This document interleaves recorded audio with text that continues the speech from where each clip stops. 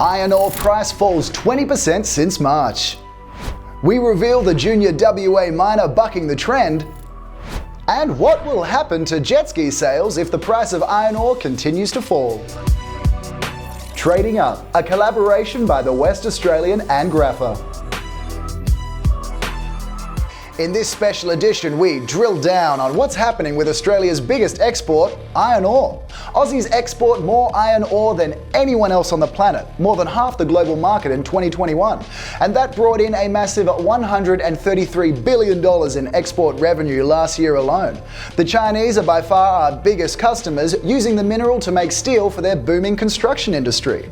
The problem is, they've started to buy less of it, and slowing Chinese demand has sent iron ore prices plunging by 20% over the last 6 weeks.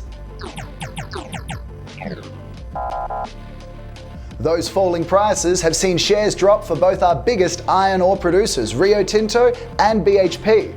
It's worth noting that Gina Rinehart's Hancock Prospecting, another big iron ore player, isn't listed on the ASX. Given Gina keeps her cards closer to her chest, we're not actually sure how the recent price falls have affected the iron ore queen. What we do know is that they made an eye-watering $5.8 billion in profit last year. So I guess Gina will still be able to pay the bills if iron ore prices keep tanking. Still to come, the small cap iron ore player bucking the trend and the FIFO favourite that may fall out of favour. Stick around.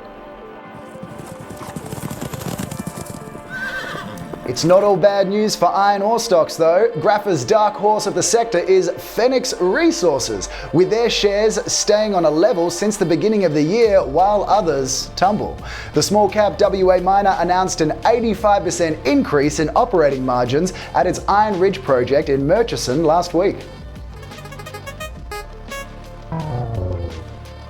And finally, prices could continue to go south for iron ore, according to Citibank. Analysts at the US investment house are predicting a further 11% fall in iron ore prices this year. If that does happen, miners and FIFO workers can expect less cash, which means tough times for anyone with shares of jet skis and Ford Rangers. You can find more business news content on thewest.com.au. Or to see all the data and insights behind this video, check out grapha.com. Thanks for joining me on this special episode of Trading Up. I'm Colin Ebsworth. We'll see you next time.